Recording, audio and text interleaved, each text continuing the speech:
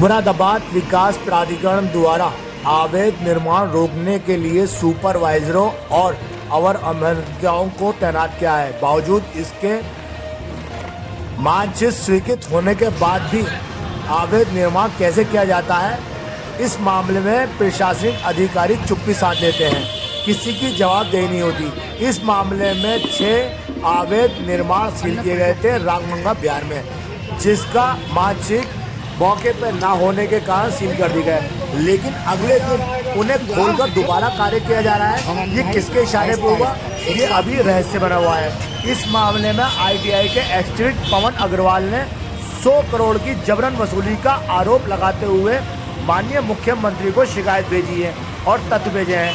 साथ ही high court की वो रीट भेजी है जिसमें ये प्राधिकरण द्वारा भवन को सील कर देते थे और कंपाउंड के नाम पर जनमानस से भवन स्वामी से जबरन वसूली करते थे।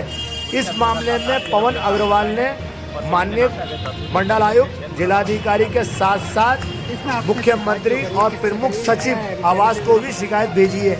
इतना ही नहीं, पवन अग्रवाल द्वारा इस मामले में उच्चतम न्यायालय में एक रिट भी दायर करने जा रहा है, जिसमें आरोप लगाना है कि मुरादाबाद विकास प्राधिकरण में मनमाफिक तरीके से अवैध निर्माण को सही निर्माण कैसे कर देते हैं। इस मामले में मुरादाबाद विकास प्राधिकरण के अवर अभियंता ही बता सकते हैं। गौर करने वाली बात यह है कि वित्तीय अनियमितता में करोड़ों रुपए की राजस्व को हानि और योगी सरकार की राजस्व को चूना लगाने वाले ब्रजजयी राजन सिंह 3 बार सस्पेंड हो गए, जिसके बाद मुरादाबाद में तैनाती हो जाना योगी सरकार में बैठे बड़े अफसरों की पोल खुल जाती है।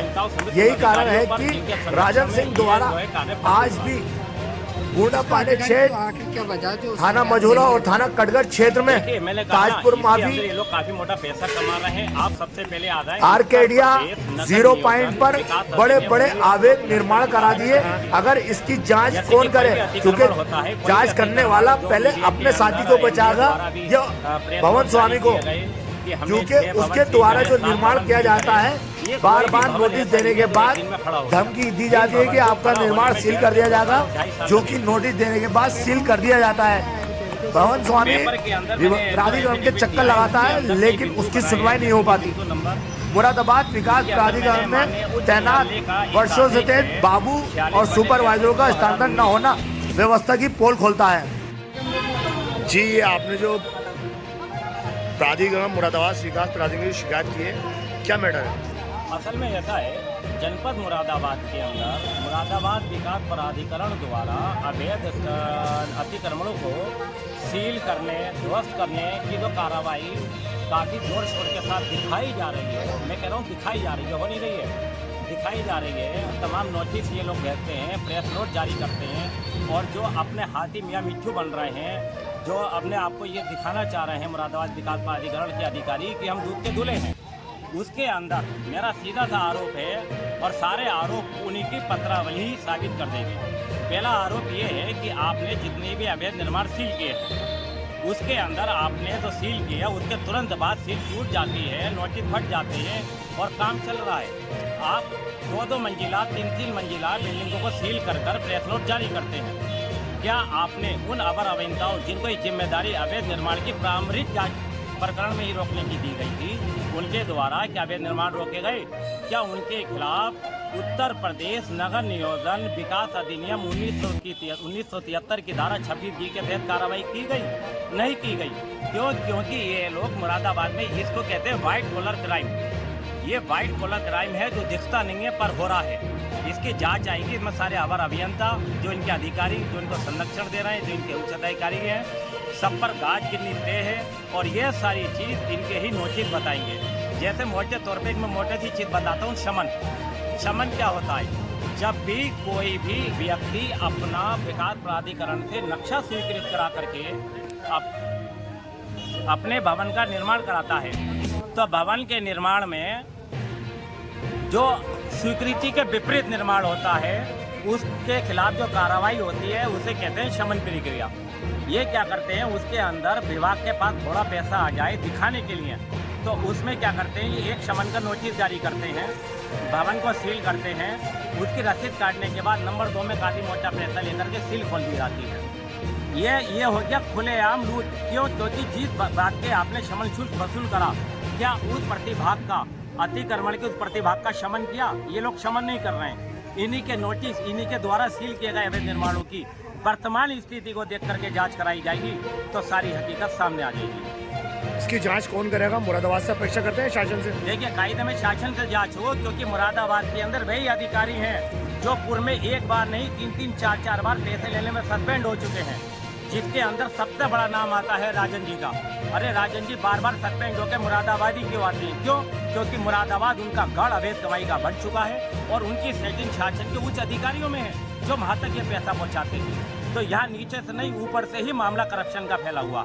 अच्छा, इस मामले में ये 2 बार राजन सस्पेंड हुए हैं, लेकिन इनको R1 पे ही क्यों तैनात कर दिया जाता है? देखिए, मैंने कहा ना, क्योंकि सेटिंग ऊपर तक है, पैसा ऊपर तक जा रहा है। ये सारे अधिकारियों की बहुत बड़ी मिलीभगत है और जो मुरादाबाद विकास प्राधिकरण के अंदर जो भी अधिकारी, जो भी जई बैठा है, उसका रसूख सरकार के किसी न किसी मंत्री से बना हुआ है।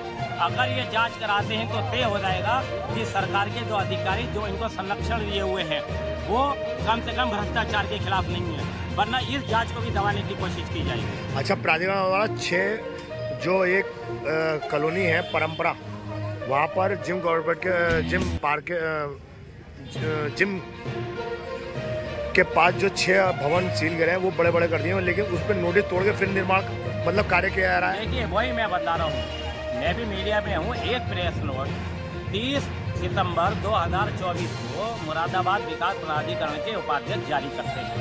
उसके अंदर बात संख्या खोलते हैं, उसके अंदर कार्रवाई की बात करते हैं। उन 6 का बाद अभी ज़्यादा दिन नहीं हुए, इस बात को मात्र 10 दिन हुए हैं। 10 दिन में नहीं, आज 7 तारीख है, केवल 7 दिन हुए हैं। तो मैं वही बता रहा हूँ, अगले दिन सील टूट जाती है, अगले दिन नोटिस फट जाते हैं, काम चालू हो जाता है।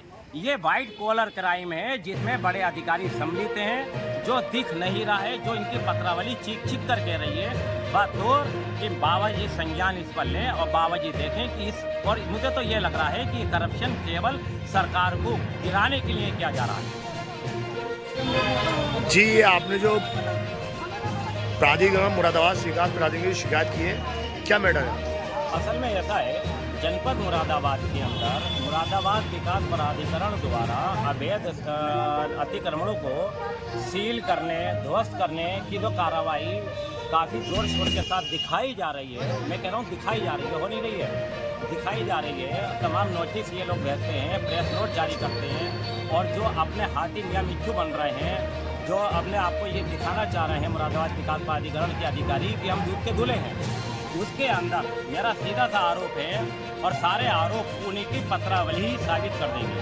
पहला आरोप ये है कि आपने जितने भी अवैध निर्माण सील किए हैं, उसके अंदर आपने जो सील किया उसके तुरंत बाद सील टूट जाती है, नोटिस फट जाते हैं और काम चल रहा है। आप 2-2 मंजिला, 3-3 मंजिला बिल्डिंगों को सील कर प्रेस नोट जारी करते हैं। क्या आपने उन अवर अभियंताओं जिनको ये जिम्मेदारी अवैध निर्माण की प्रारंभिक जांच प्रकरण में ही रोकने की दी गई थी, उनके द्वारा क्या अवैध निर्माण रोके गए? क्या उनके खिलाफ उत्तर प्रदेश नगर नियोजन विकास अधिनियम 1973 की धारा 26 के तहत कार्रवाई की गई? नहीं की गई। क्यों? क्योंकि ये लोग मुरादाबाद में इसको कहते हैं व्हाइट कॉलर क्राइम। ये व्हाइट कॉलर क्राइम है जो दिखता नहीं है पर हो रहा है। इसकी जांच आएगी। इसमें सारे अवर अभियंता, जो इनके अधिकारी, जो इनको संरक्षण दे रहे हैं, जो इनके उच्च अधिकारी हैं, सब पर गाज गिरनी तय है और ये सारी चीज़ इनके ही नोटिस बताएंगे। जैसे मोटे तौर पे मैं मोटे सी चीज़ बताता हूँ, शमन क्या होता है? जब भी कोई भी व्यक्ति अपना विकास प्राधिकरण से नक्शा स्वीकृत करा करके अपने भवन का निर्माण कराता है, तो भवन के निर्माण में जो स्वीकृति के विपरीत निर्माण होता है उसके खिलाफ जो कार्रवाई होती है उसे कहते हैं शमन प्रक्रिया। ये क्या करते हैं, उसके अंदर विभाग के पास थोड़ा पैसा आ जाए दिखाने के लिए, तो उसमें क्या करते हैं, एक शमन का नोटिस जारी करते हैं, भवन को सील करते हैं, उसकी रसीद काटने के बाद नंबर 2 में काफ़ी मोटा पैसा लेकर के सील खोल दी जाती है। ये हो गया खुलेआम लूट। क्यों? क्योंकि जिस बात के आपने शमन शुल्क वसूल करा, क्या उस प्रतिभाग का अतिक्रमण के उस प्रतिभाग का शमन किया? ये लोग शमन नहीं कर रहे हैं। इन्हीं के नोटिस, इन्हीं के द्वारा सील किए गए अवैध निर्माणों की वर्तमान स्थिति को देख करके जांच कराई जाएगी तो सारी हकीकत सामने आ जाएगी। इसकी जांच कौन करेगा? मुरादाबाद से अपेक्षा करते हैं शासन से? देखिए, कायदे में शासन से जांच हो, क्योंकि मुरादाबाद के अंदर वही अधिकारी हैं जो पूर्व में एक बार नहीं 3-3, 4-4 बार पैसे लेने में सस्पेंड हो चुके हैं, जिसके अंदर सबसे बड़ा नाम आता है राजन जी का। अरे राजन जी बार बार सस्पेंड होकर मुरादाबाद ही क्यों आते हैं? क्यों?